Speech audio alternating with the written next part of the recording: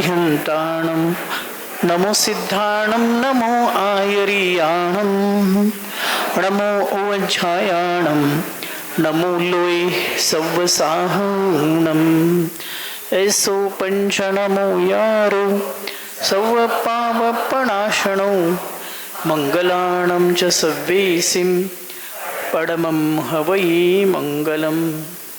जय बोलो देवादिदेव श्री सुपार्श्वनाथ भगवान की जय हो।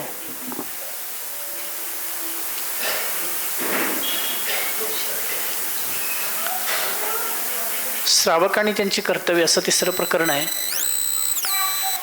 श्रावक म्हणजे काय, त्याची कर्तव्य कोणती, ह्या अनुषंगाने आज थोडी चर्चा करायची आपल्याला। तर पुढं नेक्स्ट करा। श्रावक ह्या शब्दाची उत्पत्ती आणि श्रावक ह्या शब्दाचं डेफिनेशन, व्याख्या काय सांगतात की आपल्याला श्रावक म्हणजे पाठशाळेमध्ये वगैरे आपण त्याची व्याख्या म्हणतो ना, काय म्हणतात, जो श्रावक मतलब क्या बोलते हैं लोग, श्रद्धावान, विवेकवान और क्रियावान, असं श्रावकाची उत्पत्ती सांगतात ना। पण ती आपण तयार केलेली आहे। मुळात श्रावकाची ती डेफिनेशन नाही आहे। श्रावक ह्या शब्दाचा अर्थ जो जिनवाणी श्रवण करतो, तो जो जिनवाणी श्रवण करतो, श्रवण करणं क्रियापद आहे ना, श्रवण करणं, आणि त्या श्रवण करण्यावरनं नाम झालं काय, श्रावक। आणि श्रावक हा शब्द मात्र जैन दर्शनामध्ये नाही आहे, तो जसा जैन दर्शनामध्ये आहे तसा तो बौद्ध दर्शनामध्ये पण आहे। तुम्ही द बुद्ध अँड हिज धम्म, बाबासाहेब आंबेडकरांनी लिहिलेलं पुस्तक आहे आणि त्याच्यामध्ये बुद्धाचं चरित्र वगैरे लिहिलेलं आहे। तर बुद्धाच्या अनुयायांना सुद्धा श्रावक असं म्हणतात, मला माहीत पाहिजे म्हणून सांगितलं बरं काय। आणि 2500 वर्षापूर्वी श्रावक हा शब्द जास्त प्रचलित होता। बुद्धाच्या आणि महावीरांच्या अनुयायांना श्रावक असं म्हणायचं। त्याचं कारण काय, जे श्रवण करतात, काय श्रवण करतात, उपदेश श्रवण करतात, त्याला काय म्हणतात, श्रावक असं म्हणतात। म्हणजे जिनवाणी श्रवण जो करतो त्याला काय म्हणतात, श्राव्य असा शब्द आहे ना। श्राव्य म्हणजे काय, दृक्श्राव्य हा शब्द ऐकलाय, दृक्श्राव्य शब्द ऐकलाय का नाही ऐकलाय, ऑडिओ व्हिज्युअल, ऑडिओ व्हिज्युअल शब्द ऐकलाय। ऑडिओ व्हिज्युअल म्हणजे काय, दृक्श्राव्य, दोन्ही पण माहीत नाहीत काय, आहेत ना, माहीत आहे ना। ऑडिओ व्हिज्युअल म्हणजे तुम्ही टी व्ही वगैरे बघता ना, बघायला पण येतं आणि ऐकायला पण येतं है ना। केवळ व्हिज्युअल म्हणजे ऑडिओ है ना, सॉरी, व्हिज्युअल म्हणजे बघणं आणि ऑडिओ म्हणजे ऐकणं। ऑडिओ व्हिज्युअल म्हणजे दोन्ही करणं। आता इथं काय 2500 वर्षापूर्वी ती जी काही वाणी प्रस्फुटित व्हायची गुरूंच्याकडून शिष्यांकडं, त्या शिष्यांकडून त्यांच्या शिष्याकडं, ती जी काही प्रक्रिया प्रोसेस होती ना, ती प्रोसेस एक गुरुनी सांगायचं शिष्याला, पुन्हा शिष्याने पुन्हा त्यांच्या शिष्याला सांगायची, अशी एक धारावाही प्रवाही रूपाने ती जिनवाणी भगवान आदिनाथांपासून महावीरांच्यापर्यंत ती अशी कंटिन्युअसली धारावाही प्रमाणे काय आली, चालत आली। आणि ती कशी आली, ग्रंथबद्ध नव्हती, ती काय करायची, एकाने सांगायचं दुसऱ्याने ऐकायची। आणि म्हणून त्याचं नाव काय पडलं, श्रवण करणं एक। हां, आणि ते सगळे एक पाठी, दोन पाठी, त्रिपाठी, एक पाठी, द्विपाठी, त्रिपाठी। आपण किती पाठी,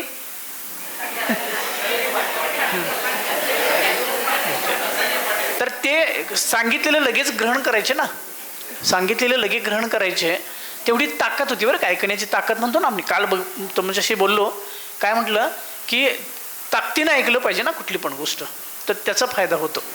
तर जो जिनवाणी श्रवण करतो त्याला श्रवण करणे या क्रियापदापासून काय झालं आहे, श्रावक हा शब्द तयार झालेला आहे। म्हणजे श्रावक ह्या शब्दाचा अर्थ श्रवण करणं। काय श्रवण करणं, जिनवाणी। जिनवाणीमध्ये काय असतं, आणि काल सांगितलं होतं तुम्हाला जिनवाणी केवढी आहे, किती आहे, जिनवाणी किती आहे, हां किती आहे, हां एकट्याने सांगा, एकट्याने म्हणजे 55,000, 58,005, हां बरोबर। आणि एका पदामध्ये अक्षरांची संख्या किती असते, हां 1200, नाही चुकलं, ते झालं की ते झालं, हा कोटिशतम द्वादशचैव कोट्यो लक्षाणि क्षितिस्त्रिदिकानि चैव पंचाशदष्टोच सहस्र संख्या मेतश्रुतम पंचपदम नमामि. तुम्ही आचार्यांच्याकडे गेला असला तर आचार्य भक्ती होती त्यावेळेला म्हणतो की हे सगळं हात जोडून म्हणतो, भक्तिभावाने म्हणतो, पण त्याचा अर्थ आपल्याला माहिती नव्हता ना. मग किती मोठा आहे बघा अर्थ, है ना. मग ते श्रवण करणं आणि ताकदीने श्रवण करून दुसऱ्यांना सांगणं, असं धारावाहीप्रमाणे ते शास्त्र अनादी काळापासून आपल्यापर्यंत आलेलं आहे. जे श्रवण करतो, अत्यंत भक्तिभावाने निष्ठेने श्रवण करतो, त्याचं नाव काय आहे? श्रावक. त्या श्रावक बनण्यासाठी काही कंडिशन्स आहेत, अटी आहेत. त्या अटी आता पुढं सांगतात. म्हणजे किती प्रकारचे श्रावक असतात ते सांगतात आता पुढं. नेक्स्ट, श्रावकाचे किती प्रकार आहेत? 3. कोणते कोणते? एक पाक्षिक श्रावक, एक नैष्ठिक श्रावक आणि कोणते कोणते सांगा? पाक्षिक श्रावक, नैष्ठिक श्रावक आणि साधक श्रावक, असं 3 प्रकारचे आहे. आता एक पुढं नेक्स्ट, पाक्षिक श्रावक कोणाला म्हणतात? भगवान जिनेंद्र देवांचा पक्ष घेणारा असल्यानं त्याला काय म्हणतात? पाक्षिक श्रावक म्हणतात. हा काय करतो? अष्टमूल गुणांचं पालन करणारा असतो. 3 प्रकारचं मकार, मद्य, मांस आणि मध यांचा त्यागी आणि अहिंसा, सत्य, अचौर्य, स्वदार संतोष व्रत आणि परिग्रहाचं परिमाण करणारा असतो. ह्या अनुवर्तांचं ह्या 5 काय आहेत? हे अनुवर्त, हे अनुवर्तांचं पालन करणारा किंवा 3 मकारांचा त्याग. 3 मकार कोणते?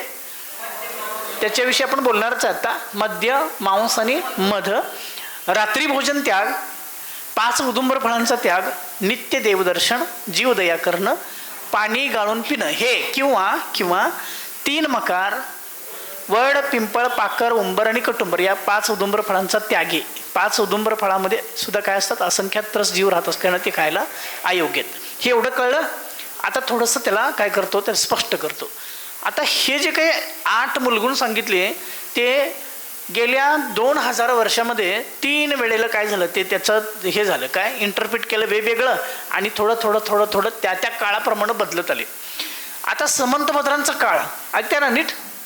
आचार्य समंतभद्रांचा काळ इसवी सनचं 3रं शतक.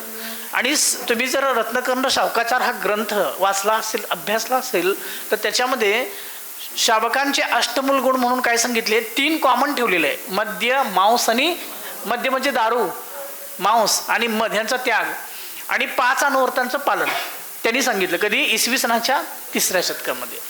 त्याच्यानंतर अकलंक आचार्यांचा काळ आला 7वं ते 8वं शतक. त्याच्यामध्ये त्यांनी काय केलं की सगळ्यांना अनुव्रत पालन करणं शक्य होत नाही. त्यामुळं किमान समान कार्यक्रम म्हणतो की शावकांचा किमान समान कार्यक्रम, तर त्याच्यासाठी अनुव्रत काढली त्याच्यातनं. आणि त्यांनी काय केलं? मद्य, मांस, मध आणि 5 उदुंबर फळांचा त्याग. कळलं? उदुंबर फळं कोणती? त्या काळामध्ये लोकांना खायला काय नसायचं ना. मग ते काय करायचे?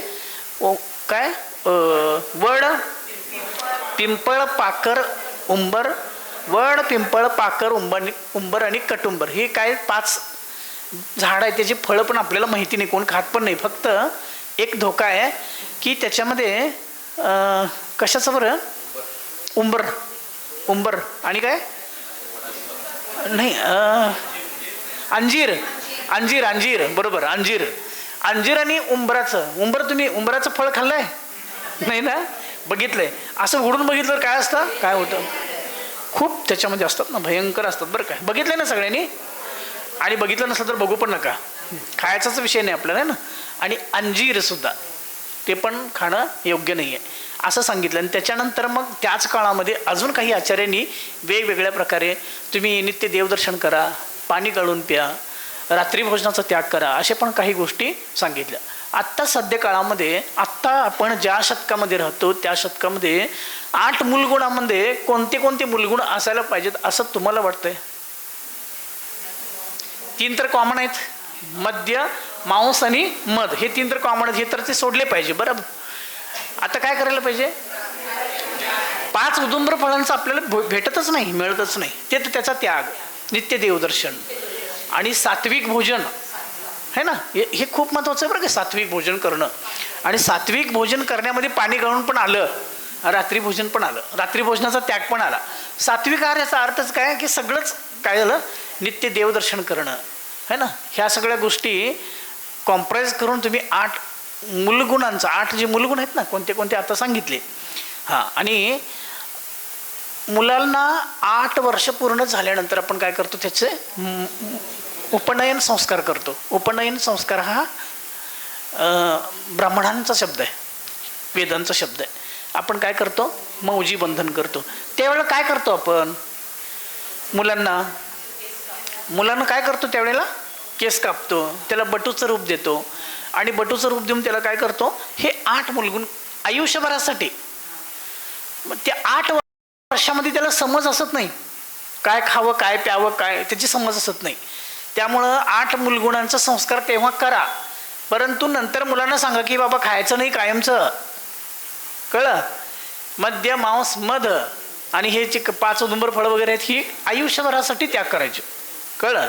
आणि मुलींची 8 वर्ष पूर्ण झाल्यानंतर त्यांचा पण एक संस्कार असतो. कुठला? कुठला? तेच आत्मकुंकुम नोपी. आत्मकुंकुम नोपी ह्या शब्दाचाच अर्थ आहे की त्यावेळेला ती सम्यक दर्शन प्राप्त करायला योग्य असते. आणि म्हणून त्यावेळेला ह्या अष्टमूलगुणांचा आपण काय करतो, त्याला नियम देतो.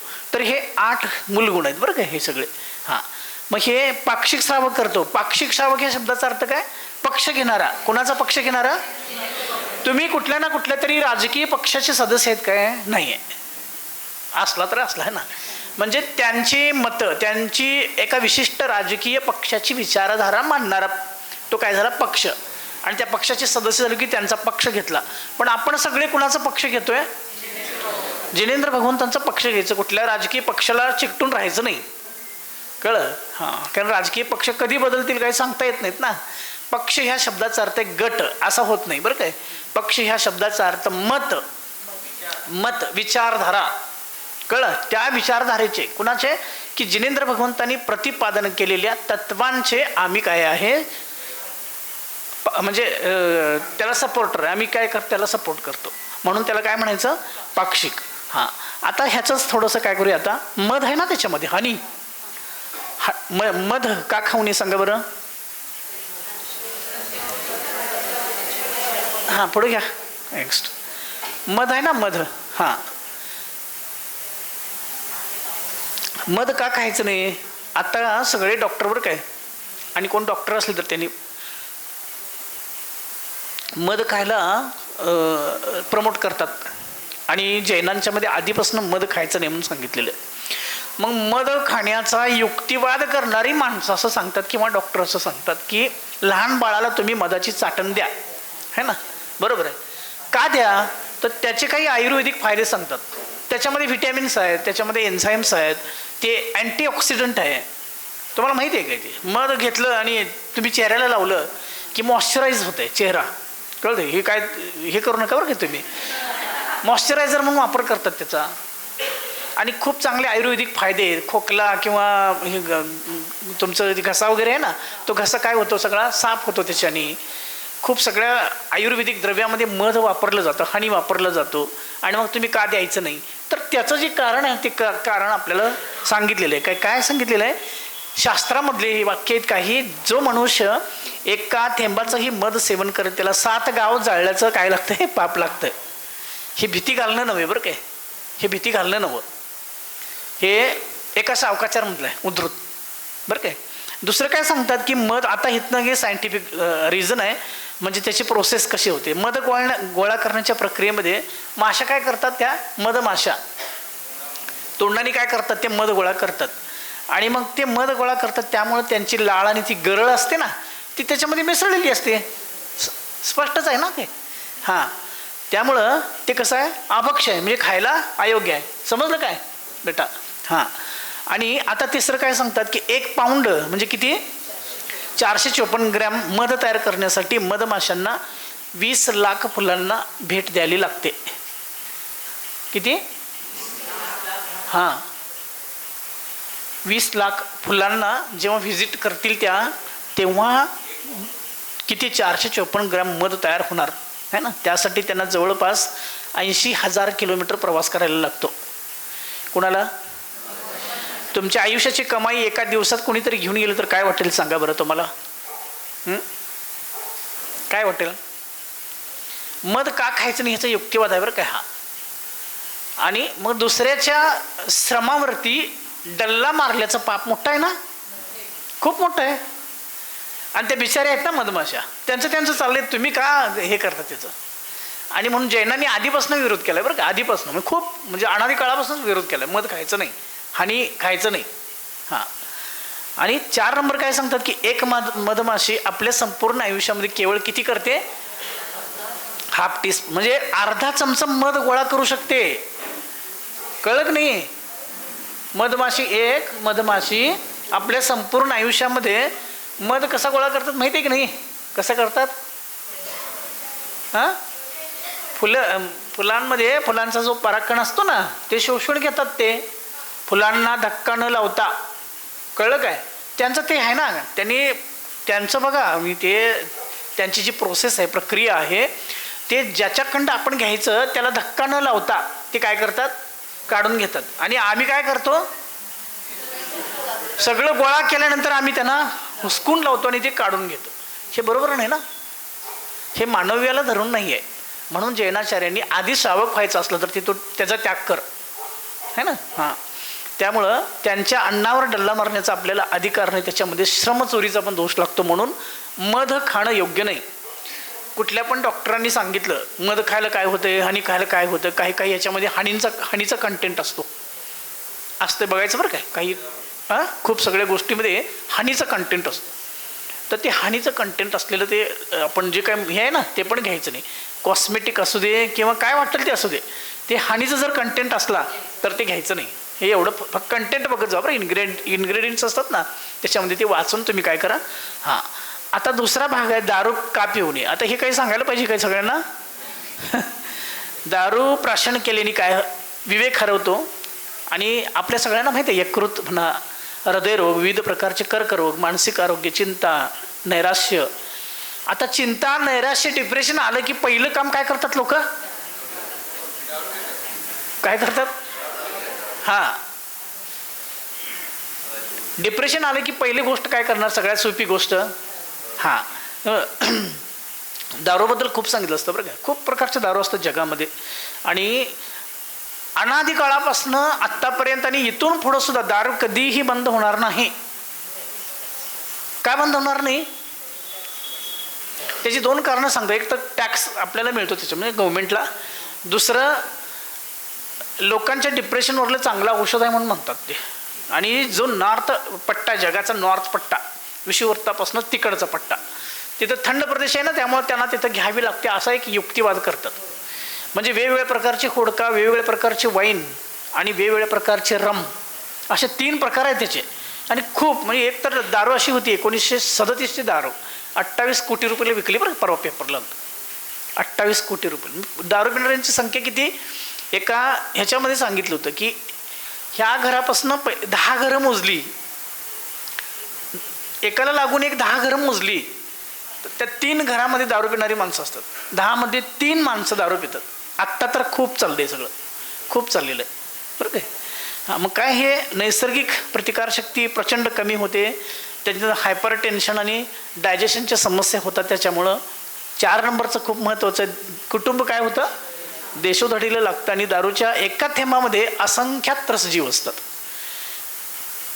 काही शास्त्रांमध्ये हिंदूंच्या दारूचं हे सांगितलं बरं काय. तिथं देवलोक असतो, त्या देवलोकामध्ये त्यांचं मुख्य पेय काय आहे, हां, सुरापान म्हटलेलं आहे. हां, सुरापान म्हटलेलं. तर अशी जरी दारू असली आणि तणाव असला तरीसुद्धा दारू पिणं कोणत्याही अर्थाने योग्य नाही. कारण दारू एकदा प्यायला चालू केली की नंतर दारूच त्या माणसाला प्यायला सुरुवात करते, बरोबर. आणि एकदा ॲडिक्शन झालं की तुम्हाला माहिती आहे की कोरोनाच्या काळामध्ये सगळ्यात आधी दुकानं कशाची उघडली, दारूची उघडली. लोकांनी दंगा केला बरं काय. दुधाचं दुकान उघडलं आणि दारूचं दुकान का उघडलं आहे, सरकारचं डोकं ठिकाणावर आहे काय, टॅक्स पाहिजे म्हणून ते तसं करतात, अमुक तमुक सगळं म्हणायला लागले बरं. पण तसं ते कारण नव्हतं. कारण काय होतं की दारू पिणारा जो मनुष्य असतो ना, दररोज दारू पिणारा, त्याचा अल्कोहोल विड्रॉल झाला. अल्कोहोल विड्रॉल सिंड्रोम असतात बरं काय. दररोज दारू पिणाऱ्या माणसाला दारू पिणं थांबवायचं किती, 8 दिवस 15 दिवस, तर ते थरथरायला लागते आणि काही काळामध्ये मरून जाते. ते मरायला नकोत माणसं. अल्कोहोल विड्रॉल सिंड्रोम दिसतात ना ते सगळे. त्यांना योग्य प्रकारे दारू सोडवावी लागते. कळलं? त्याची लई प्रोसेस आहे, त्याच्या भानगडीत पडूच नका तुम्ही, है ना. हां, ते नकोच, त्याच्या ह्याच्यातच नको ते. आणि मी पण आता थांबवतोच ते दारूच, है ना. हां, नाही तर मी 1 तास सांगितलं असतं बरं काय. हां, दारूबद्दल. आता मांस का खायचं नाही हे तर सगळ्यांना माहिती आहे. रेडमीट चिकन आणि अन्य प्रकारच्या मांसाहाराचं सेवन केल्याने लठ्ठपणा, वर्षामध्ये त्याला समज असत नाही, काय खावं काय प्यावं काय त्याची समज असत नाही. त्यामुळं 8 मूलगुणांचा संस्कार तेव्हा करा, परंतु नंतर मुलांना सांगा की बाबा खायचं नाही कायमचं. कळलं? मद्य मांस मध आणि हे जे 5 औदुंबर फळं वगैरे आहेत ही आयुष्यभरासाठी त्याग करायचे. कळलं? आणि मुलींची 8 वर्ष पूर्ण झाल्यानंतर त्यांचा पण एक संस्कार असतो. कुठला? हां, कुठला? तेच आत्मकुंकुम नोपी. आत्मकुंकुम नोपी ह्या शब्दाचाच अर्थ आहे की त्यावेळेला ती सम्यक दर्शन प्राप्त करायला योग्य असते आणि म्हणून त्यावेळेला ह्या अष्टमूल गुणांचा आपण काय करतो, त्याला नियम देतो. तर हे 8 मूलगुण आहेत बरं का हे सगळे. हां, मग हे पाक्षिक श्रावक करतो. पाक्षिक श्रावक या शब्दाचा अर्थ काय? पक्ष घेणारा. कोणाचा पक्ष घेणारा? तुम्ही कुठल्या ना कुठल्या तरी राजकीय पक्षाचे सदस्य आहेत काय? नाही आहे. असला तर असला आहे ना. मी मांसाहार करता का? तर तो म्हणाला होता की माझ्या पोटामध्ये स्मशानभूमी नाही, माझं पोट म्हणजे स्मशानभूमी नाही आहे की त्या जीवांना मी दफन करेन. GBS म्हणाला होता बरं, खूप मोठा विचारवंत तत्त्वज्ञ होऊन गेला. कुठं? इंग्लंडमध्ये. खूप सगळे विचारवंत असे काय होते, शाकाहारी होते आणि शाकाहाराचं प्रमोट करतात. आत्तासुद्धा शाकाहार जैनांच्या पेक्षा सुद्धा पुढं असणारी माणसं काही आहे जगामध्ये. वेगन म्हणतात त्यांना. ते गाईचं म्हशीचं दूध पण पित नाहीत, वेगन म्हणतात त्यांना. हां, तर असं प्रमोट करायचं आपण शाकाहाराला. आणि आयुष्यभरामध्ये मांस किंवा आता काय जैनांना सांगायचा विषयच नाही ना. आता ह्या 3 गोष्टी आहेत, मद्य मांस आणि मधु. ते हा उपदेश सांगणारा हा ऑडियन्सच नाही आहे. तुम्हाला दारू पिऊ नका असं तुम्हाला सांगून फायदा काय त्याचा? जे पिणार नाही त्यांना सांगून फायदाच नाही ना काही, है ना. हां, त्यामुळे हेच नाही. पण तरीसुद्धा आपल्याला शास्त्रज्ञ आहे की काय काय खायला नको. मद्य मांस आणि मध हे. हां, आता हे 6 आवश्यक क्रिया येतात पुढं. आता हे झाल्यानंतर काय काय सांगितलं सांगा आत्तापर्यंत?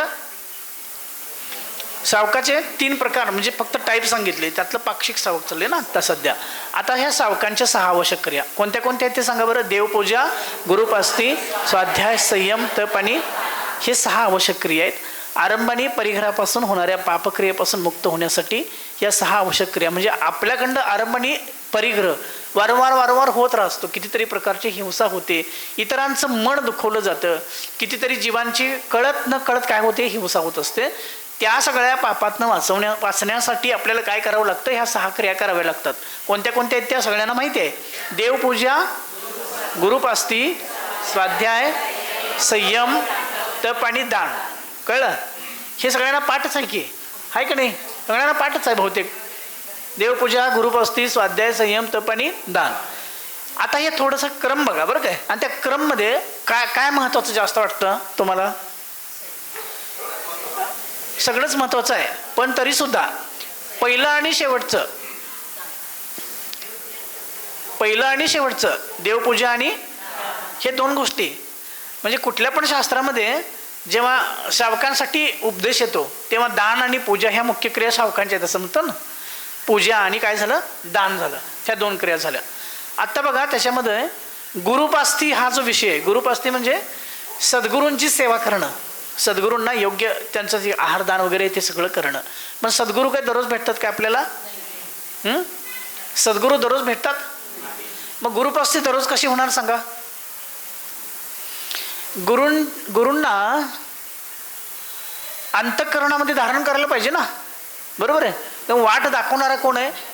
तो लाईट हाऊस आहे ना, दिशा दाखवणारा तो आहे. त्याला अंतःकरणामध्ये धारण करायला पाहिजे. कोणाला? सद्गुरूला. मी जाणीवपूर्वक शब्द वापरतो, सद्गुरू. कळलं? त्याला आपण कायम अंतःकरणामध्ये काय करायला पाहिजे? त्याची ज्योत कायम तेवत ठेवायला पाहिजे. गुरुपास्ती. त्यानंतर येतो स्वाध्याय. कळलं? हे शावकांच्या आवश्यक क्रिया आहेत. स्वाध्याय म्हणजे काय?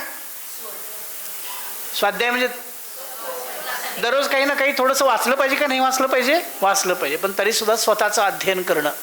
जगात सगळ्यात अवघड गोष्ट कोणती?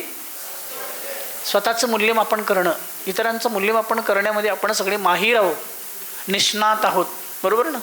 स्वतःचं मूल्यमापन स्वतःलाच स्वतःकडं निष्पक्षपणाने बघता येणं ही जैन दर्शनाची सगळ्यात मोठी देणगी आहे. ती बघता आली पाहिजे आपल्याला. त्याला स्वाध्याय म्हटलेलं आहे. स्वाध्यायाचा अर्थ एवढा असं साधा सुद्धा गुळगुळीत नाहीच मुळात, कळलं. हां, त्यानंतर काय येतं संयम. आता संयम काय करणार तो श्रावक, संयम काय करणार सांगा. श्रावकाने काय म्हणजे आता जो पाक्षिक श्रावक आहे त्यानं काय संयम धारण करायचा. सामाजिक जीवनात हा संयम खूप महत्त्वाचा असतो. जेव्हा आपण लोकांबरोबर बोलाचाली करतो किंवा त्यांच्याबरोबरची काय वर्तन व्यवस्था असते, वर्तन प्रणाली असते, त्या वर्तन प्रणालीमध्ये इतरांचं मन दुखवायला नको ह्याची काळजी घ्यायला पाहिजे. पण इतरांचं मन दुखवल्याशिवाय, इतरांच्यावरती कुरघोडी केल्याशिवाय संसार सुखाचा होत नाही. हे विधान माझं चुकीचं आहे का बरोबर आहे? ऐकलं का आत्ता? नाही, आत्ताचं विधान ऐकलं का नाही? काय म्हटलं सांगा बरं. हां, हे आता विधान स्टेटमेंट केलं आहे, ते स्टेटमेंट बरोबर की चुकीचं आहे हे सांगायला पाहिजे ना तुम्ही.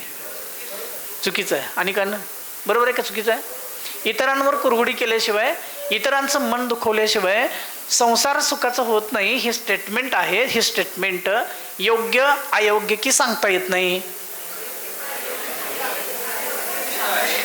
हां, चुकीचं आहे. आणि कोणाचं मत आहे? हां, मग विधान चुकीचं आहे, मग वस्तुस्थिती वेगळी आहे, म्हणजे मग काय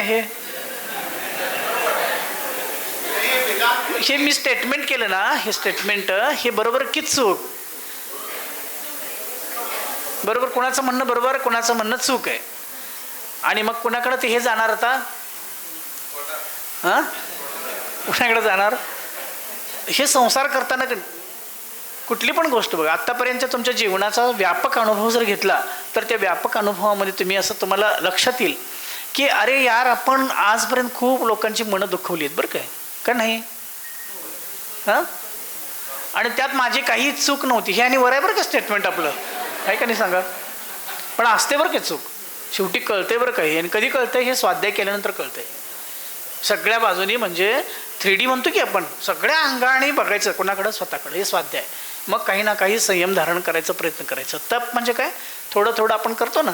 खरं म्हणजे इच्छेचा निरोध आहे, पण इच्छेचा निरोध ग्रस्त करू शकेल काय? थोड्या थोड्या प्रमाणामध्ये करू शकेल. आणि दान, 4 प्रकारचं दान म्हटलेलं आहे. कोणतं कोणतं सांगा बरं. आहारदान,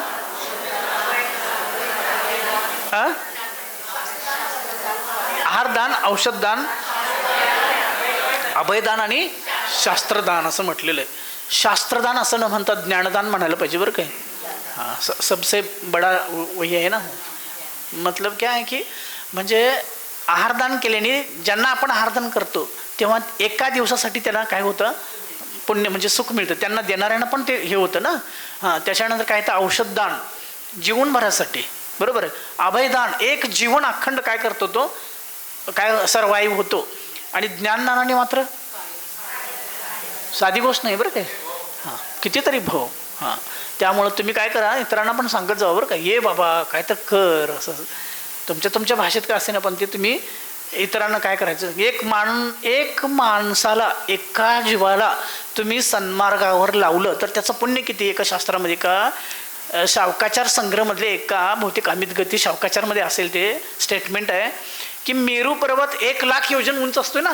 1,00,000 योजन उंचीच्या मेरू पर्वताचा घेरा जेवढा आहे ना, तेवढं सोनं दिल्याचं पुण्य लागतं एका माणसाला सन्मार्गाला लावलं तर. साधी गोष्ट आहे का बघा. एक माणसाला सम्यक दृष्टी करणं, तेवढं करणार का नाही करणार.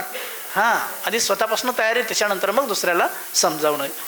मग आता आरंभ, हां हे झालं. आता पुढं देवपूजा. आता थोडं थोडं बघूया आपण. देवपूजा काय, पूर्व किंवा उत्तरेला मुख करून अत्यंत भक्तिभावानं जिनेंद्र भगवंतांचं पूजन. त्याच्यामध्ये काय ते सोहळं वगैरे नसतो ना, त्याच्यामध्ये खंडित वस्त्र नको, फाटलेलं नको, जीर्ण झालेलं किंवा न धुतलेलं वस्त्र परिधान करायचं नको. हे काही साध्या साध्या गोष्टी आहेत, पण देवपूजा केली पाहिजे ना दररोज. का केली पाहिजे? देवपूजा किती प्रकारे केली जाते? अष्टद्रव्यांनी केली जाते. अष्टद्रव्य कोणती कोणती आहेत? जल, गंध आहेत ना, ते 8 आहेत. ते 8ांचं पण विज्ञान लय मोठं आहे. पाणी आहे ना, पाणी काय म्हणतो आपण, जल म्हणतो. आणि ओम ह्रीम श्री सुपार्श्वनाथ जिनेंद्राय जन्मजरा मृत्यू विनाशनाय जलम निर्वपामिती स्वाहा, है ना. जन्म जरा आणि मृत्यूचा विनाश व्हावा म्हणून एक थेंब पाणी अर्पण करायला लागलोय. किती? ते पण माझं पाणी माझं आहे काय? पाणी माझं नाहीच मुळात, पण ते पाणी एक थेंब काय करायला लागलोय? अर्पण करायला लागलोय. आणि मागणी किती आहे?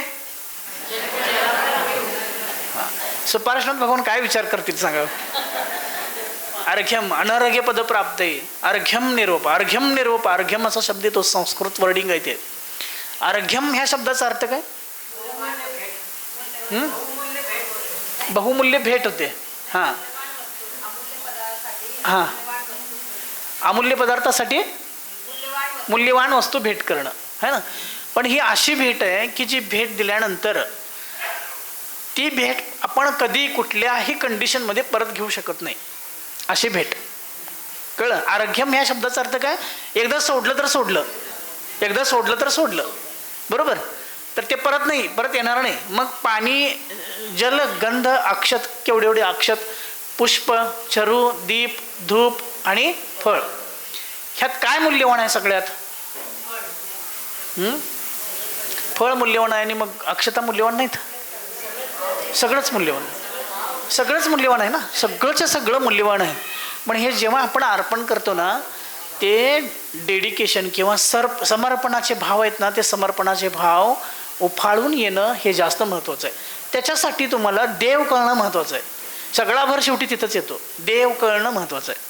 तो किती उदात्त, उन्नत आणि किती उत्कर्षाला प्राप्त झालेलं आहे ना, जोपर्यंत ते कळणार नाही तोपर्यंत पूजनमध्ये भाव लागणारच नाही तुमचे. कळलं? जय माला म्हणतो. जय माला ह्या शब्दाचा अर्थ काय? एक विजय नाही बरं काय, जय माला. माला म्हणजे कळते की एक फुलाची, एक फुल नाही, फुलाची अखंड माळ. एक वेळेला जय नाही, खूप वेळा अनंत वेळेला जय झालाय त्यांचा. आणि आमचा अनंत वेळेला पराभव झालेला. आम्ही प्रत्येक वेळेला आम्ही काय करतो? पराभूतच होतो. मग हे थोडंसं ते खूप मोठा विषय आहे. कशाचा? हे पूजनचा वगैरे. हां, त्यानंतर गुरुपास्ती, आपलं मनोवांछित पदार्थ सिद्ध करण्यासाठी, या लोकसंबंधी परलोकसंबंधी संपूर्ण संशयरूपी अज्ञान दूर करण्यासाठी आणि शाश्वत सुख प्राप्त करण्यासाठी सद्गुरूंची सेवा करणं. हां, गुरु भेटणं ही आयुष्यातली पण सगळ्यात मोठी भेट आहे बरं काय. कसा भेटणं? सद्गुरू भेटणं. हां, त्याचा वरदहस्त लाभणं खूप मोठी भेट आपल्या आयुष्यासाठी. हां, आता ते जास्त मी ते सांगत बसत नाही की कशासाठी? संशयरूपी अज्ञान दूर करण्यासाठी, शाश्वत सुख प्राप्त करण्यासाठी एक मेंटॉर, आत्ताचा शब्द आहे ना तो, मेंटॉर म्हणतो किंवा फ्रेंड, फिलॉसॉफर आणि गाईड म्हणतो आपण त्याला. हां, मित्र, तत्वज्ञानी, वाटाड्या. मित्र, तत्वज्ञानी, वाटाड्या. मित्र पण आहे, तत्वज्ञ पण आहे आणि वाटाड्या. हे तीन एकाच वेळेला असणं कठीण आहे बरं काय. ते फक्त सद्गुरुकडं असतं. त्या सद्गुरूची भेट आयुष्यामध्ये आपल्याला झाली पाहिजे. त्याच्यानंतर स्वाध्याय आता सांगितलं आपल्याला. समीचीन ज्ञानप्राप्तीसाठी नित्य स्वाध्याय करायला हवा. स्वतःतल्या परमात्म्याच्या जाणीवेसाठी हा खूप, म्हणजे तुम्हीच तुमचा शोध करायचा आहे. तुम्हीच स्वतःचं उत्खनन. उत्खनन म्हणजे कळते की नाही? उत्खनन म्हणजे काय बेटा? काय उत्खनन म्हणजे? हां, टू डिग. डिग म्हणतो ना आपण, DIG, टू डिग, डिगिंग. हां, डिगिंग, खोदणे, उत्खनन करणे. कुणाचं? आपलं स्वतःचं. आणि ते खोदून खोदून शेवटी मग तिथं कोणतरी सापडतो. तो सापडला की आमचं जीवन सफल झालं. कळलं? हां. त्याच्यानंतर संयम सांगितलं. इंद्रियांनी मनावर नियंत्रण करणं, जीवदयेचं पालन करणं हे संयम. आणि त्याचं इंद्रिय संयम आणि प्राणी संयम असे दोन प्रकार आहेत. हे नंतरच्या कधी झालं आपलं सेशन तर त्याच्यामध्ये हे सगळं येतं. हे तप पण त्याच्यामध्ये येतं. कर्मनिर्जरसाठी केलं गेलेलं तपश्चरण तप म्हटलं जातं. ह्याचं बाह्य अभ्यंतर असे दोन प्रकार आहेत. ते पण आता नंतर येतं.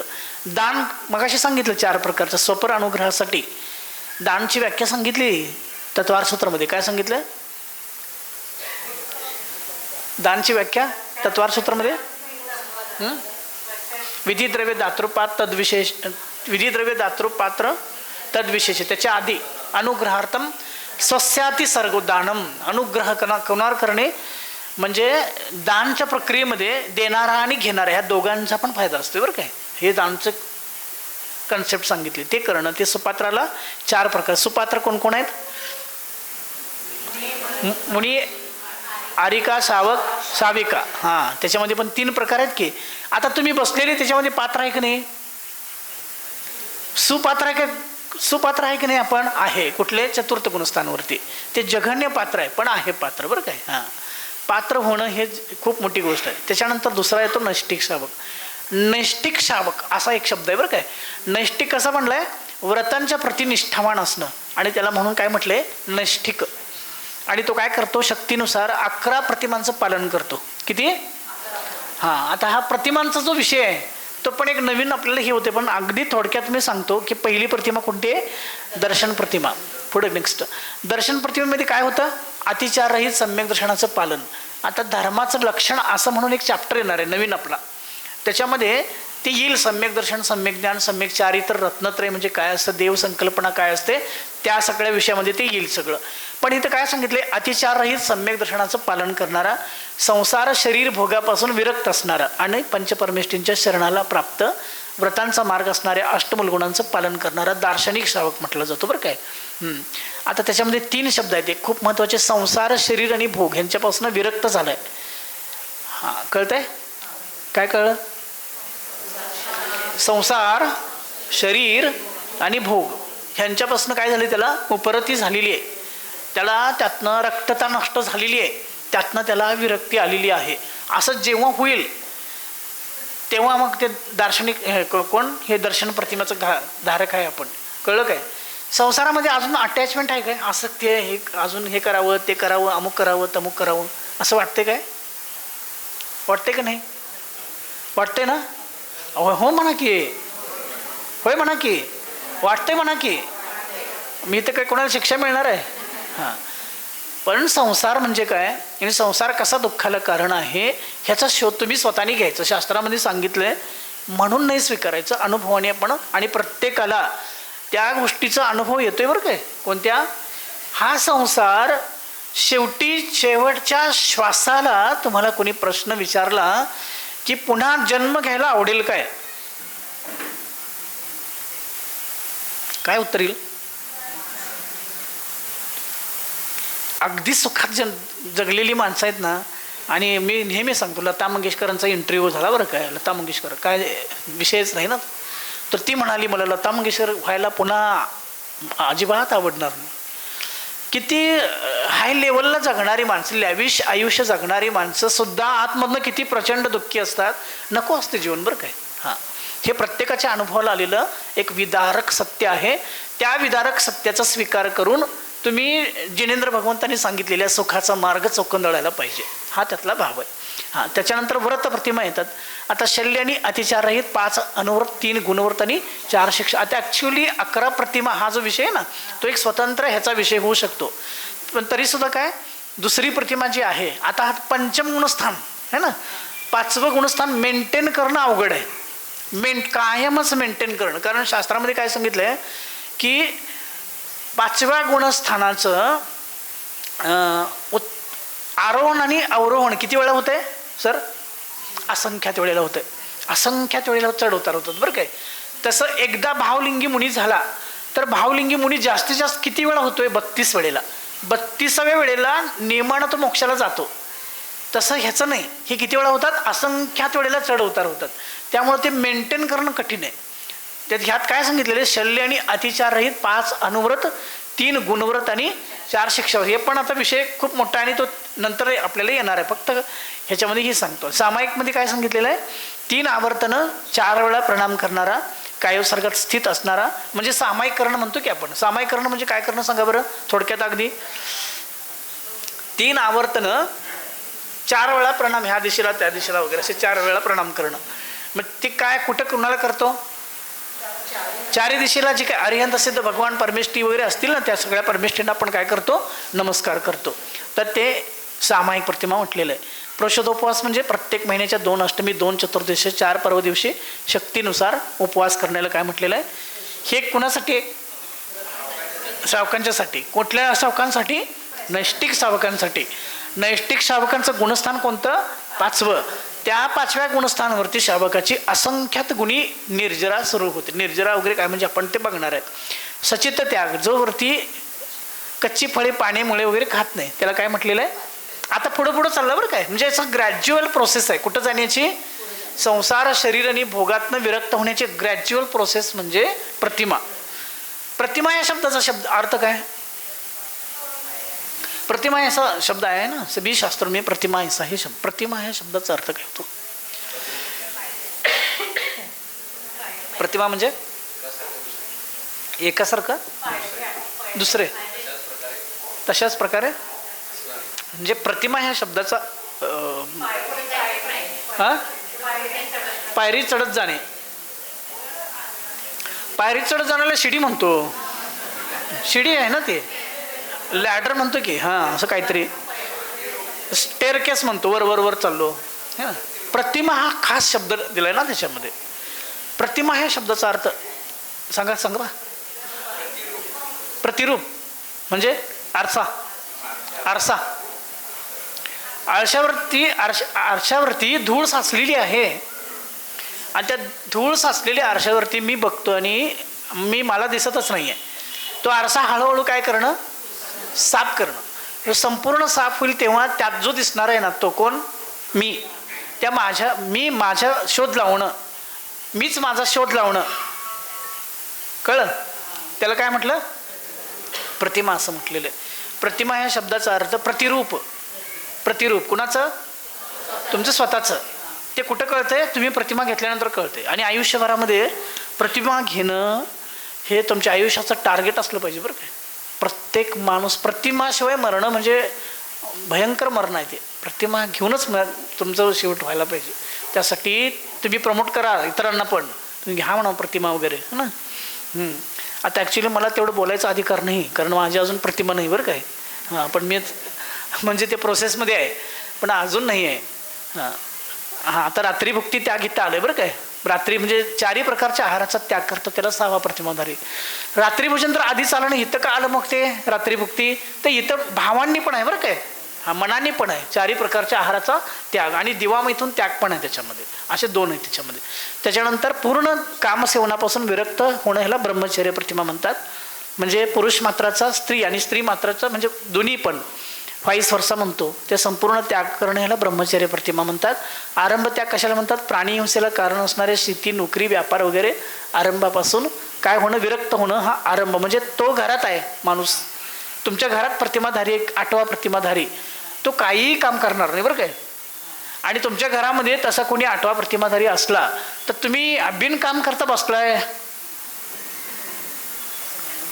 कारण प्राणी तो शेती नोकरी व्यापार सगळ्या आरंभापासून काय झाला तो. मग आता तो शांत बसणार ना, त्याला शांत बसू देणार का नाही देणार, देणार का नाही. काय तर पुस्तक घेऊन सकाळ संध्याकाळ नुसतं त्यातच असतात, एक काम काडीचं इकडं तिकडं काय नाही, नुसतंच असं करणार काय. तसं जर केलं ना, एक फक्त गोष्ट सांगतो आमच्या समाजामध्ये आजकाल घडत असलेली, की प्रतिमाधारीची संख्या वाढते ही बरोबर गोष्ट आहे, पण प्रतिमाधाऱ्यांच्या बद्दल घरातल्या लोकांचं वर्तन थोडंसं विलक्षण वेगळं दिसतंय असं मला कुणीतरी सांगतात बरं काय. म्हणून मी काय प्रत्यक्ष निरीक्षण नाही आहे, कुणीतरी फोन करतं कुणीतरी सांगतं, त्यांना सांगा. प्रतिमाधाऱ्यांची पण चुका होतात बरं का, चिडचिड करतात म्हणे, प्रतिमाधारी चिडचिड करतात म्हणून. मग ते आता ॲक्च्युली त्यांच्या क्रिया आहेत ना, त्या क्रिया आणि संसाराच्या क्रिया हे मॅच होत नाही ना, मिसमॅच होते काही काही वेळेला. पण ते मॅच करून घ्यायची जबाबदारी कोणाची, प्रतिमाधाऱ्यांची, त्यांची नाही, कारण ते संसारी आहेत. कळलं. तुम्ही कुठे चाललाय, साधनेच्या मार्गावरती उन्नत व्हायला लागलाय. तुम्हाला जितकी संकट येतील तितकं तुमच्यासाठी चांगलं आहे. तुम्ही माइंडसेट करून घ्या. ज्या अर्थी ह्याच्यावर मी पाय टाकला आणि ह्याच्यावरती मी चाललोय ना, त्या अर्थी खूप संकट मला येणार आहेत. आधी माइंडसेट करून घ्या की हे साधी सोपी गोष्ट नाही आहे. कारण 5वं गुणस्थान आहे आणि प्रत्येक समयाला असंख्यात कर्मांची निर्जरा होते. ती साधी गोष्ट आहे काय. घरात बसून नुसतं स्वाध्याय करायला लागलो आणि नाही, तुम्हाला जितका त्रास होईल ना त्याच वेळेला ते होणार बरं काय, जितका त्रास होईल. आणि कारण का हे प्रवाहाच्या विरुद्ध दिशेनं पोहणं आहे. हां, त्यामुळं मग आरंभ त्याग हे झालं. आणि परिग्रह त्याग म्हणजे 10 प्रकारचा जो परिग्रह असतो, 10 प्रकारचा परिग्रह कोणता कोणता सांगा बरं. क्षेत्र, वास्तू, हिरण्य, दास दासी, कुप्य, भांड वगैरे. घरात जेवढं दिसतंय ना आणि मनात जे आहे ते सगळं, घरात जे दिसतंय हे 10वी प्रतिमा आहे, 9वी प्रतिमा परिग्रह त्याग. आणि घरातली एवढी वाटी दिसली नाही तुम्हाला. कुणीतरी काय तर घालून दिलंय तुम्ही आणि त्यांनी परत आणून दिलं नाही. बाकी काय पण जाऊ दे, वाटी परत आली पाहिजे, असते की नाही सांगा. हे एक प्रातिनिधिक स्वरूपाचं उदाहरण आहे की छोट्या छोट्या वस्तूंच्या बद्दल सुद्धा आपलं तुटकी चप्पल सुद्धा असते आपल्या घरात. असू दे कामाला, कुठे कामाला येत नाही ती, पण असते का नसते, असते. अशा खूप सगळ्या वस्तू आत्ता सध्या घरामध्ये आहेत की ज्यांचा खरंच तुम्हाला काहीही उपयोग नाही आहे. आणि ह्या सगळ्या गोष्टींना घेऊन अमेरिकेसारख्या मोठ्या देशामध्ये मिनिमॅलिझम सुरू झालं आहे. मिनिमॅलिझम म्हणजे अपरिग्रहवाद. जेवढं घरात असं फोटोसुद्धा टाकायचे नाही बरं काय, एकच हे ठेवायचं सोफा सेट आणि त्याच्यावर बसायचं, काही असं सगळं मोकळं मोकळं मोकळं दिसायला, त्याला मिनिमॅलिझम. खरं मिनिमॅलिझम कोण फॉलो करायला लागलं आहे? अमेरिकेतले सगळ्यात श्रीमंत लोक. गरीब लोक कशाला करतील हो? गरीब लोकांना काय हवं असतं ना खूप, श्रीमंत लोकांना त्याचं उभं झालं आता. आणि ते काय म्हणतात, त्याचं वस्तू नको आणि गरीब लोकांना वस्तू हव्यास, असा सगळा प्रचंड विरोधाभास, अशी पॅराडॉक्सी जगामध्ये आपल्याला बघायला दिसते. त्याच्यानंतर अनुमती त्यागमध्ये काय, आरंभ परिग्रह किंवा विवाह वगैरे लोकसंबंधी कार्याला अनुमती देत नाही, अनुमोदना सुद्धा करत नाही तो. ही 10वी प्रतिमा अनुमती त्याग. आणि 11वी ही आता हे खूप मी एकदम ह्याच्यामध्ये घ्यालो बरं काय. हां, उद्दिष्ट त्यागमध्ये घराचा त्याग करून गुरूंच्या जवळ व्रत ग्रहण करून तप करत भिक्षावर्तीने भोजन करतो. म्हणजे ह्याचे 2 प्रकार आहेत, एक क्षुल्लक आणि ऐलख है ना. ऐकले शब्द, क्षुल्लक असा शब्द का दिला, खूप लोक प्रश्न विचारले है ना, विचारतात क्षुल्लक का. क्षुल्लक म्हणजे क्षुद्र. हां, 11वी प्रतिमा आहे ना हे. साधक सावक आहे क्या, ते सांगणार की पुढं, ते पुढं सांगणार. उद्दिष्ट त्याग प्रतिमेमध्ये गुरूंच्या जवळ व्रत ग्रहण करून काय करतो, भिक्षावर्तीनी भोजन करतो आणि एक खंड वस्त्र आणि लंगोट धारण करतो क्षुल्लक. आणि ऐलक काय करतो, एक फक्त लंगोट ठेवतो. हां, आणि मग हे काय करतात, भोजनासाठी एक पात्र पण ठेवतात, कोण, क्षुल्लक वगैरे. ऐलक मात्र एक लंगोटी ठेवतो. केसलोच आणि पाणी पात्रात भोजन करणं त्याला आवश्यक असतं. आता त्याच्यामध्ये खूप महत्त्वाचा फरक आहे की दिवसा प्रतिमायोग धारण करणं, कायोत्सर्ग करणं, वीरचर्या करणं, त्रिकालयोग धारण करणं, सिद्धांत ग्रंथांचं वाचन करणं, प्रायश्चित्तशास्त्राचं अध्ययन करणं, या बाबतीत ह्या सगळ्या गोष्टी श्रावक करू शकत नाहीत. ही महत्त्वाची गोष्ट आहे बरं काय. सिद्धांत ग्रंथांचं वाचन पण नाही सर भैया. आचार्यशी खूप वेळेला सांगेल की ढवला वगैरे काय तुम्ही नका वाचू, कारण तुमची शुद्धी नाही आहे. आता इथं ऐलक क्षुल्लकांना पण मनाई केली बरं का इथं. हां, पण असा एक विचारधारा आहे आमच्या जैनांच्या मध्ये, पण ते वाचायला काय बिघडतं, असे पण एक विचारधारा आहे. हां, कायोत्सर्ग नाही का दिवसभर, प्रतिमायोग धारण करणं पण नाही आहे. ते 3 प्रकारच्या हे आहेत ना त्याच्यामध्ये. वीरचर्या करणं, वीरचर्या म्हणजे काय, अभ्रावकाश योग, वृक्षमूल योग आणि कुठला माहितीत का नाही, आतापन योग. आतापन योग, वृक्षमूल योग आणि अभ्रावकाश योग, हे 3 प्रकारचे वीरचर्या आहेत. फक्त थोडक्यात सांगतो ऐका. पावसाळ्याच्या दिवसामध्ये जिथं खूप पाऊस पडतो तिथं झाडाखाली जाऊन तपश्चरण करायचं. काय होईल त्याच्याने, पाऊस जरी गेला तरी सुद्धा झाडामधून टिपटिपणारे ते आहेत ना, ते जास्त त्रास होईल. अभ्रावकाश योगमध्ये थंडीच्या दिवसामध्ये पटांगणामध्ये जाऊन काय करणं, हे करणं, ध्यान करणं, त्याच्याने काय होईल, थंडी जास्त लागेल. आता पण योगमध्ये ग्रीष्म काळामध्ये 48 किंवा 50 डिग्री सेल्सिअस अशा एवढ्या टेम्परेचरमध्ये पर्वताच्या शिखरावर जाऊन सूर्याकडं तोंड करून उभं राहणं, हे करत होते आधी मुनी महाराज. ते ऐलक क्षुल्लकांना करायला मनाई आहे, आर्यिकांना करायला मनाई आहे, सावक तर काही विषयच नाही. ते फक्त मुनी महाराज करू पाहतात आणि त्यांना त्यावेळेला जी कर्मनिर्जरा होते ती कर्मनिर्जरा खूप असते. हां, ती वीरचर्या ते करू शकत नाहीत. आता तिसरा आहे ते साधक श्रावक. आता नैष्टिक श्रावक आणि 11 प्रतिमांचा धारक क्षुल्लक ऐलेख्याला काय म्हणतात, साधक श्रावक. म्हणजे साधक श्रावक या शब्दाचा अर्थ काय होतो, हां नेक्स्ट. हां, नैष्टिक म्हणजे निष्ठेने व्रतांचं पालन करणारे आणि ऐलक आणि क्षुल्लक हे साधक आहेत बरं काय. साधक या शब्दाचा अर्थ काय, साधनेवरती, साधनेच्या मार्गावरती आरूढ आहेत है ना. हां हां हां होईल.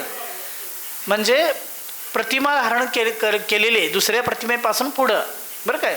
तिथून आता दुसऱ्या प्रतिमेमध्ये किती वाजले बघतो, हां अजून आहे 9 मिनटं आहेत.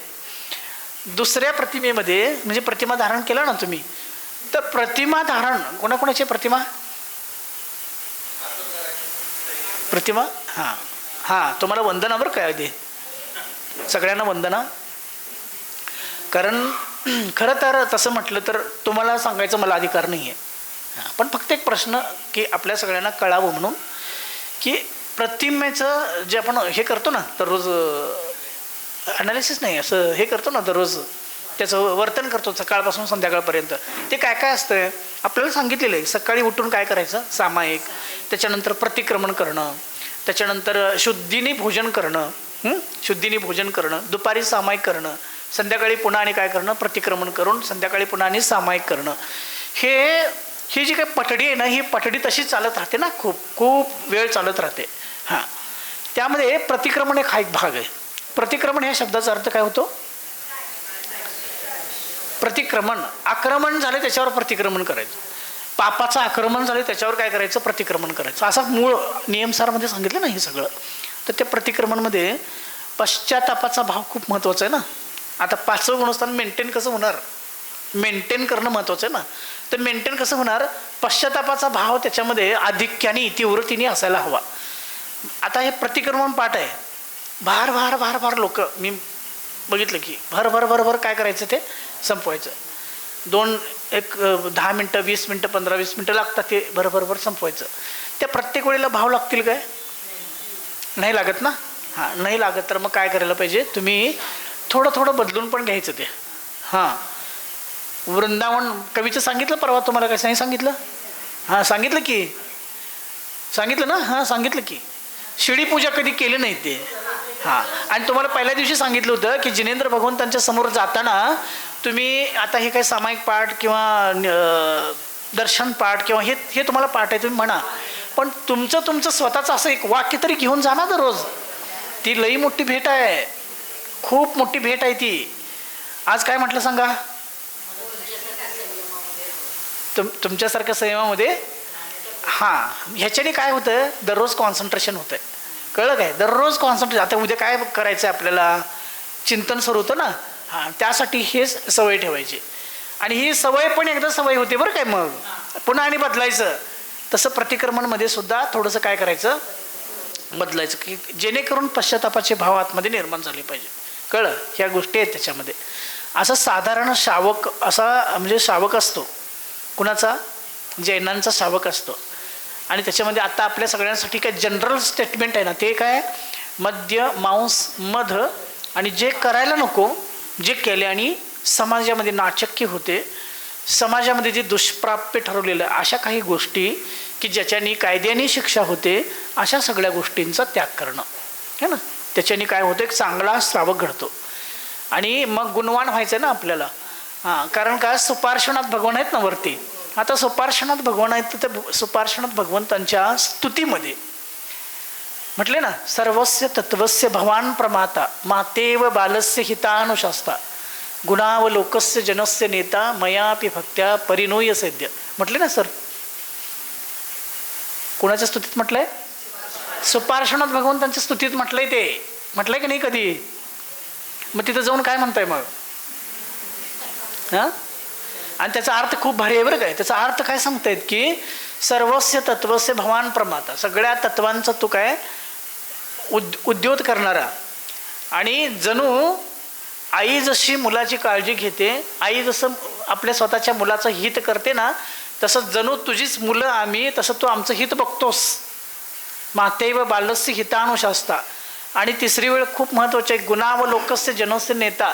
ते लीडर आहेत, ते पण नेता आहेत. कुणाचे, गुणवान लोकांचे, सज्जन लोकांचे नेता आहेत. सज्जन लोक समाजामध्ये किती असतात सर, हां किती असतात, पण त्यांचे नेते आहेत ते सगळे तीर्थंकर सज्जनांचे नेते असतात. गुणावलोकस्य जनस्य नेता असं म्हटलंय. आणि म्हणून मी तुम्हाला मन वचन कायाने नमस्कार करतो असं समंतभद्र स्वामींनी म्हटले त्यांना स्वयंभू स्तोत्रमध्ये सुपार्श्वनाथ भगवंतांना. त्यामुळं सज्जन होणं हे महत्त्वाचं आहे जास्त, कळलं. कारण आमचे नेते कोण, आमचे नेते कोण, भगवान आहेत ना. मग त्या नेत्याचं अनुयायी व्हायचं असेल तर काय व्हायला पाहिजे? गुणावलोकस्य जनस्य नेता म्हटले ना. गुणावलोकस्य जनस्य म्हणजे काय? गुणांचं अवलोकन करणारे किंवा गुणांना ग्रहण करणारा असा कुणी आहे ना, त्यांचे नेते आहेत ते. मग त्यांचा अनुयायी व्हायचं पण कठीण गोष्ट आहे हो, आहे की नाही सांगा? राजकीय पक्षाचा अनुयायी होणं सोपी गोष्ट आहे. पण एक रजिस्ट्रेशन करा किंवा काहीतरी करा, है ना. आणि राजकीय पक्ष तुम्हाला माहिती आहेत. आणि असं म्हटलं एकट्याने, जॉर्ज ऑरवेल असावा बहुतेक तो, मला आठवते जाता जाता, की सांगायला नको सांगतो आता, आले डोक्यात म्हणून, है ना.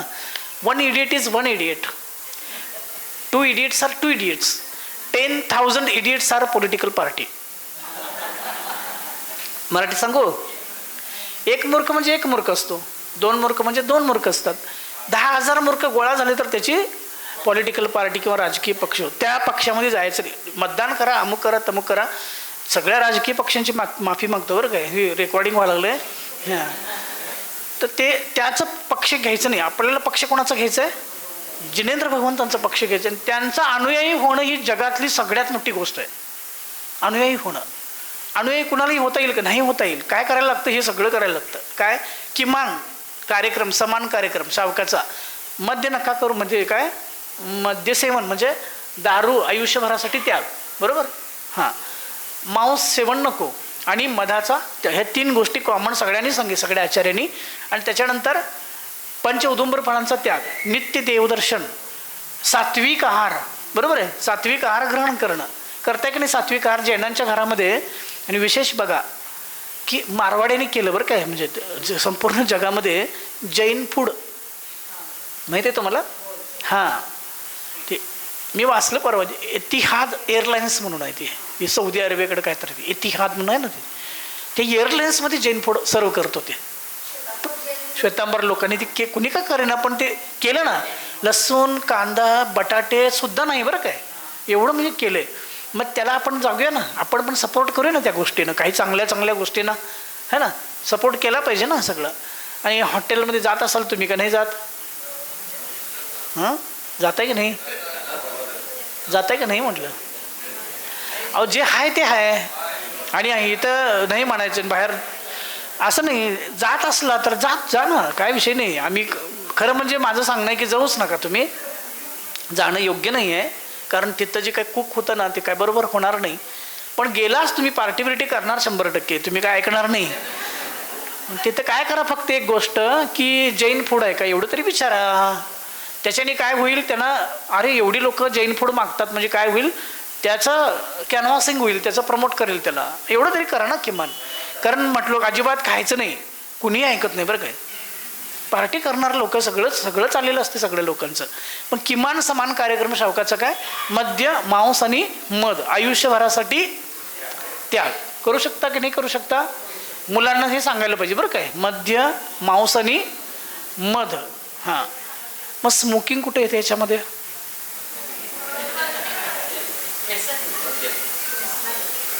तर त्याच्यासाठी वेगळे सांगितले सप्तव्यसन म्हणून. त्या सप्तव्यसनामध्ये सुद्धा स्मोकिंग कुठं आहे? काय आहे त्याच्यामध्ये? नाही. असं कोणतं पोरगं विचारलं होतं मला, स्मोकिंग कुठं आहे सांगा म्हणावं त्यात, है ना. की जी गोष्ट वारंवार करावीशी वाटते आणि ती केली आणि शरीर मनाला हानी पोचते, ते सगळं व्यसन आहे. कळलं? ते सगळं व्यसन आहे. तर ते करायचं नाही. ॲडिक्शन होतं सगळ्याचं.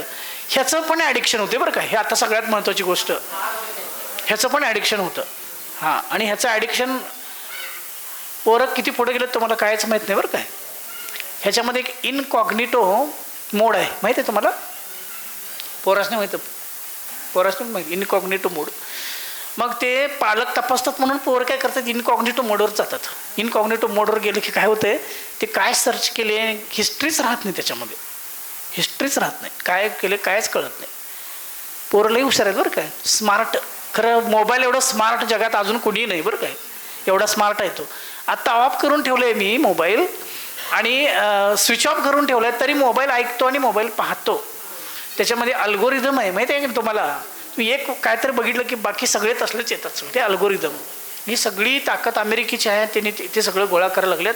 त्यामुळं असं म्हणतात की एखाद्या माणसानं आत्मचरित्र लिहायचं म्हटलं स्वतःचं, तर त्याच्यापेक्षा त्याला जास्त गुगल सांगेल तो काय आहे ते. तो माणूस काय आहे ते त्याच्यापेक्षा गुगल जास्त सांगेल की तू असा नव्हतास असा होतास. कळलं? त्यामुळे ह्याचा वापर जेवढा करायचा तेवढाच करायचा. आणि जास्तीत जास्त फिजिकल आहेत ना शास्त्र. तुम्ही याच्यात प्रवचन, मी खूप लोक विचारतो की प्रवचन ऐकायला काय होतंय, अमुक करायला काय होतंय, तमुक करायला काय होतंय. चांगलं बघा ना, काय विषय नाही त्याच्यामध्ये. स्क्रीन टाईम वाढतो, डोळ्याला इजा होते, तुमचं हे नर्वस सिस्टम हे होतंय है ना. अरे मी काय म्हणतो, कुठलं पण एखादा ग्रंथ मंगलाचरणासह चांगलं कायोत्सर्ग वगैरे करून तुम्ही 2 पानं वाचा ना यार, 1 पान वाचा फक्त. त्याच्याने काय होईल, तेच फक्त तुम्हाला पुढल्या भावामध्ये केवळ ज्ञानाला काय करेल ते बोलवायला, असं सांगितलं धवलामध्ये.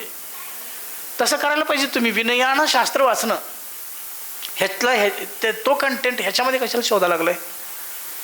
कंटेंट कुठे शोधायला पाहिजे, शास्त्रामध्ये शोधायला पाहिजे ना. तो सगळा ह्याच्यामध्ये आहे म्हणून ह्याच्यामध्ये नाही शोध. हे कुणासाठी, संशोधन करणारे वगैरे लोक आहेत ना, रिसर्च करणारे लोक आहेत त्यांच्यासाठी आहे ना ते. आणि ते त्या त्या प्रमाणामध्ये करतात. तुम्ही प्रत्येक वेळेला हेच घेऊन बसला.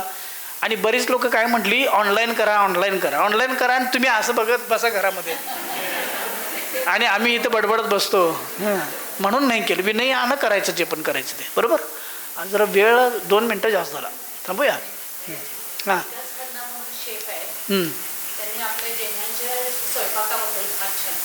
हां जैनांच्या होय.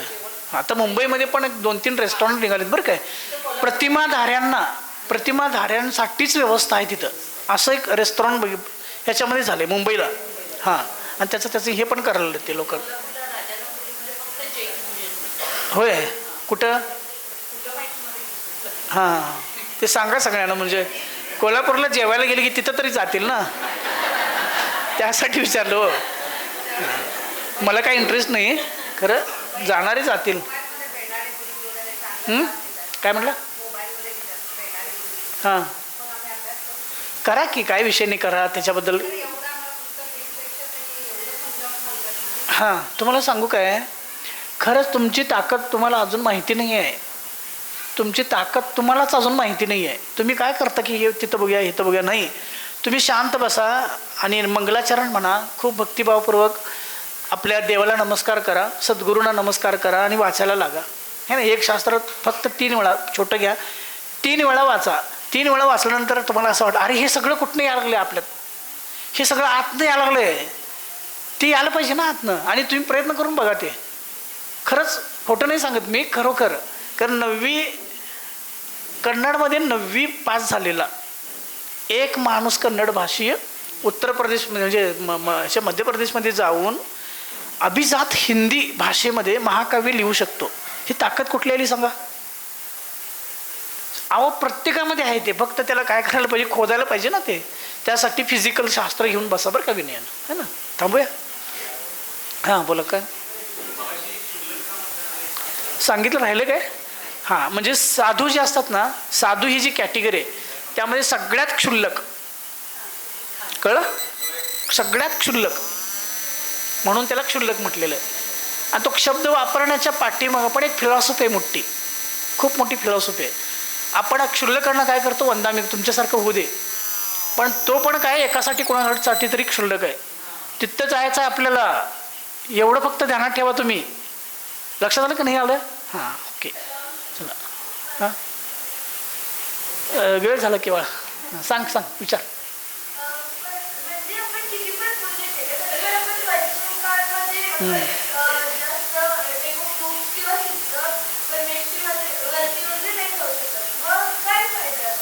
हां बरोबर. जनजीसचा प्रश्न बरं काय, जनरेशन झेडचा प्रश्न आहे तो. ते त्याचं उकल उद्या करूया. चांगला प्रश्न आहे. मात्र चांगला प्रश्न विचारल्याबद्दल तुझं खूप खूप अभिनंदन. त्या प्रश्नाचं उत्तर उद्या एकदा फक्त आठवण कर, उद्या देऊया आपण. बोधी समाधी परिणाम शुद्धी स्वात्मोपलब्धी शिवसौख्य सिद्धी चिंतामणी चिंतित वस्तुदाने त्वामन्यमानस्य ममास्तुती.